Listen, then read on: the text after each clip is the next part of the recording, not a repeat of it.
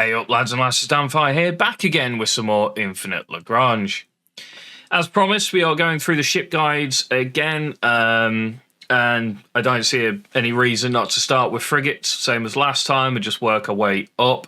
As community voted, I will be doing a one ship, so I'll be covering all variants of that ship within one video, and how to set them up, and I'll talk a bit about what sort of use cases they have in fleets and stuff towards the the end of each variant. So yeah, doing this mostly because of the changes recently that happened after I'd done all the videos, where now we've got things like lock-on efficiencies and all that good stuff. So it's just to sort of add those in so you kind of know what you're doing when you're building your ships out.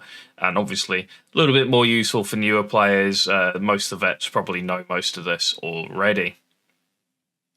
So without further ado, going in with the Xeno Stinger. It's first in the list, so why not? It's probably one of the most used frigates as well. It's got absolutely incredible damage per minute. Especially for a frigate, and it only got better after it got bonuses to weapon modifications and stuff like that happened, where you get like an extra 5% damage, which you couldn't previously get anything like that because of it being a UAV attack system. And we have the anti-aircraft variant, which again, not used quite as much as the base variant, but still has a use in fleets due to its ability to just hammer down enemy corvettes pretty damn efficiently. So, yeah. The special edition, first off, it's a back row ship, so you don't need to worry too much about the armor on it. Mid row should be tanking for it, so don't worry too much about going into the armor system first, which allows you to go straight into the Stinger system to get as much damage out as humanly possible. Prioritized targets is very situational. Early on in the game, this is a completely redundant mod, so I don't recommend picking it up.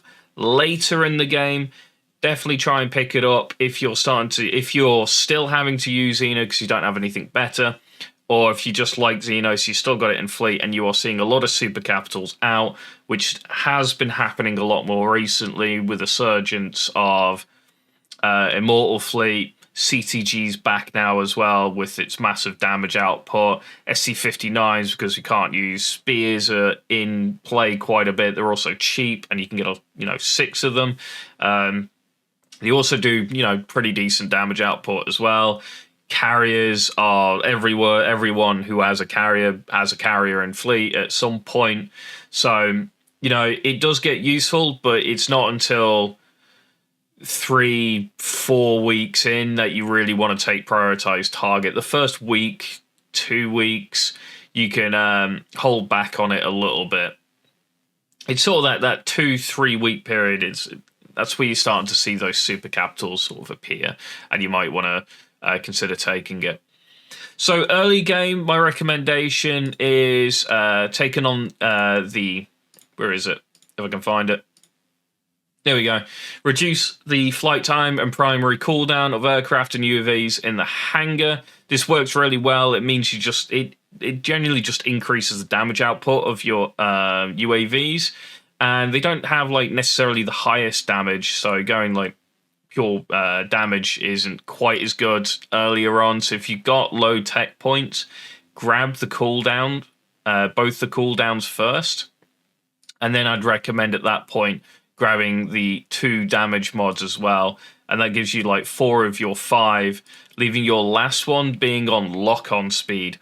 Lock-on speed is really useful, but I find it more useful after you've taken everything else. Lock-on speed not being particularly great for its just getting more damage output as everything else does. We tested this, it wasn't last server, it was a couple of servers ago, where I went in with a single Xeno versus an enemy fleet, and I took the cooldown reduction, and then I took the damage, and it seemed that the cooldown reduction gave more damage than the damage mods, and then the damage mods gave more than the lock-on speed in a fight. So be aware of that.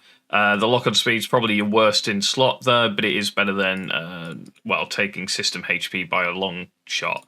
So double primary weapon cooldown, double damage. This is nice as well because you get the extra damage here, so you can go up to 25%. Yeah, I think it's 25% airborne weapon modifications when you've unlocked, not that one, but the other mod slot here for the system adjustment. Obviously, you can get an extra 5% here, which is definitely worth it because that's a permanent buff. It's a flat 5% forever. So definitely worth grabbing that. Later on in server, prioritized targets takes priority over battlefield radar enhancement if you're looking to fight capitals with it. For me, the Xeno gets downgraded into a third fleet, which is to counter anything within sort of hiding in clouds and that kind of stuff. So I don't actually pick up prioritized targets myself. I don't put Xenos in a position where they will be fighting super capitals often and at all if I can help it. After the Stinger UAV system, this is where I'd recommend going into armor. Going double HP and then the double physical resistances. The crit damage received doesn't seem to help too much against crit damage itself, so I've been ignoring that so far from my testing. So yeah, go double HP here and the double physical resistances. Again, we can get 5% flat HP buff, and we can unlock the kernel structure enhancement, which lets you go up to a pretty reasonable, I think it's again 25% ship HP, which is actually quite nice. Makes it, you know, a little bit more tanky. After that, I'd go into the generic system here. Do I go generic now? I can't remember if there's anything on propulsion. No, it is just cruising and warp speed. I thought there was a lock-on speed on propulsion for a second there. It might actually be on the AA variant though. So here, cooldown, hit rate probably first going into cooldown. Take the lock-on efficiency. It flat out increases your damage over the damage buff on these type of weapon systems. This is mostly due to the fact that they do no damage and 10% of 10% of 15 is 1.5. So you're not actually getting all that much from these damage increases.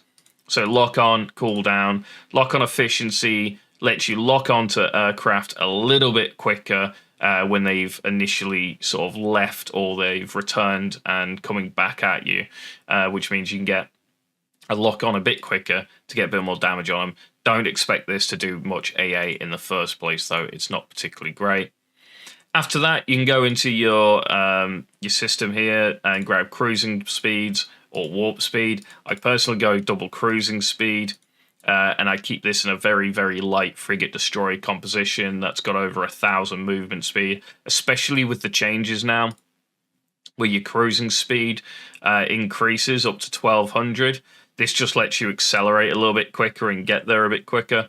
It's a bit awkward because you're now in a position where like cruising speed with solar whales is almost as fast as getting FG300s to somewhere, or so you can warp them in. So yeah, it's a bit unfortunate, but the role of scout and forwards, you know, warp points is kind of died down a little bit because of this extra movement speed. Well, the cruising speed having a max now up to 1,200 on all ships. Personally, I run these early on in a frigate destroyer fleet. They work exceptionally well in that situation. They can do devastating damage, getting up to 5 of these out as my first 5 ships built, or I go Relia, but normally I go Xenos because these can just like kill off all the NPC level 1, level 2, level 3 fleets without an issue, drop in some Carillion in front of them, and now you've got a little fleet comp that can take on level 4, level 5 enemy fleets pretty well, and it just works really well in that situation. As you're going further into the cruisers and stuff like that, I have seen people using Xeno to supplement the DPS. It is a DPS ship, so do feel free, if you don't have anything better in the DPS slot from the Destroyer lineup, feel free to use your Xenos within that setup. It can do okay against carriers and the like with the super capital prioritized targets, but ideally I keep these against small things, frigates, destroyers, because it hits them hard. It's energy damage. They don't have much, or if any, energy resistances. So these things chew through those small type fleets pretty rapidly. So when you've got your first, main fleet and a backup secondary, or a flank secondary, or even a turtle secondary, I run a rapid response fleet, which is Frig Destroyer, and Xenos sit in there for me. The anti-aircraft variant, double checking here because I can't remember. It wasn't Xeno, then I'm thinking of that as the lock-on stuff and propulsion then. There is another, I'm sure it's a frigate. It might be the Mer-T that has lock-on efficiency or something in its, like a weird position on its props or something of that nature. The anti-aircraft variant, again, it's really good against corvettes. It's not very good against fighters, which puts it in a bit of an odd situation because recently, with the change into a lean into more of a hybrid fleet, you're seeing less corvettes within those fleets, and sometimes you're seeing strategic strike fleets with all of the corvettes and the main fleets running only aircraft. That actually puts it in a position where it kind of sucks a little bit. You kind of want it fighting those fleets where they've got corvettes and the likes in them, because that's where its damage really lies. Because, like I said, it's pretty bad against fighters and bombers and the likes, which is a little bit unfortunate. However, again, it's a back row ship, so you go straight into the weapon system here. When the enemy fleet includes corvettes, it deploys aircraft UAVs to attack these targets as priority and reduces the attack duration by 45%. This, in my opinion, is a requirement on this ship, which is unusual because I normally don't like the strategies all too much, but some have got some serious buffs going on nowadays, so do take the prioritized targets. And then, personally, I found better use having the reduced flight time and the cooldown again, same as the previous one. Doing better for me when testing. And this was, again, I was testing against a fleet that had corvettes in it. I took one aircraft maintenance acceleration, and then I went back in. I took one damage increase, and this cooldown on this one, the aircraft maintenance, always got me more damage output within that fight. So your 5 slots would be double cooldown, and then at this point I'd be saving up to get prioritized targets. If you're low on tech points, after you've got prioritized targets, you can take the 2 damage mods, and that is your 5 mod slots fitted. You can pick up the 5% extra damage here. It's probably worth it. And the airborne modification system here affects, I believe it's one of the damage mods. Yeah, it's this damage mod. So you will be taking that one ideally at some point. But it's not particularly great, again, because the damage of the aircraft don't seem to sort of stack too well with just flat % damage increases.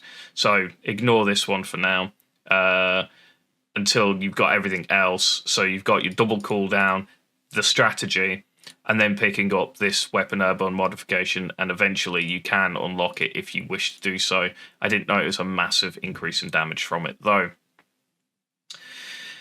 After that, going into the generic battery system or the armor system is completely up to you. I personally go armor again, going double HP, double physical resistances.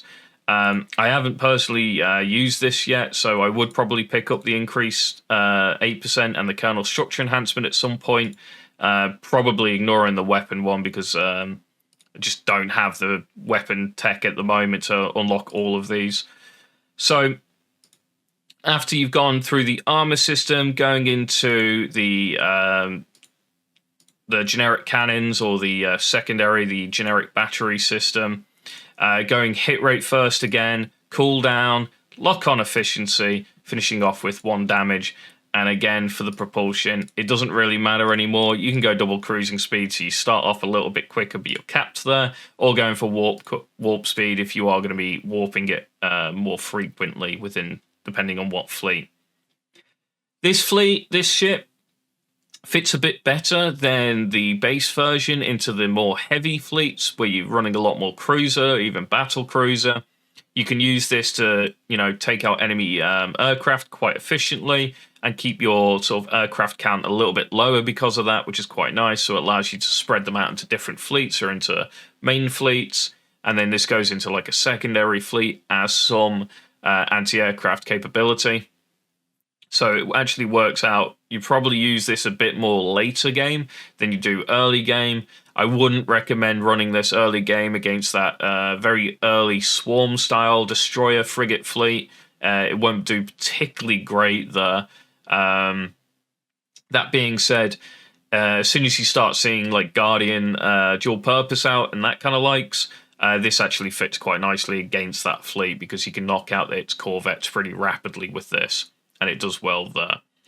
Other than that, again, it's another option for that very fast attack fleet where you're running only frigs destroyers late game because your main fleet's got all your big main fleets in, main ships in, sorry. So you can run it in that frigate destroyer fleet if you've got the tech points to run both variants. Definitely have a look. I'd argue or on the side of use the base before using the AA version if you don't have the tech points to support both in fleet. But yeah, overall, it's a pretty solid ship. Both have decent uses. The damage output from the special types, fantastic. The anti-aircraft potential on the AA variant is actually pretty decent and reasonable. So yeah, completely feel free to use both. I do quite like him. I just don't have a decent skin for this one yet. I'm hoping that maybe they bring some fancy, cool-looking skin for the Xenos out. It's not a particularly great-looking ship, though. It's a bit odd. But yeah, there you have it. Thank you guys for watching. Don't forget to like, comment, and subscribe. And I'll catch you next time.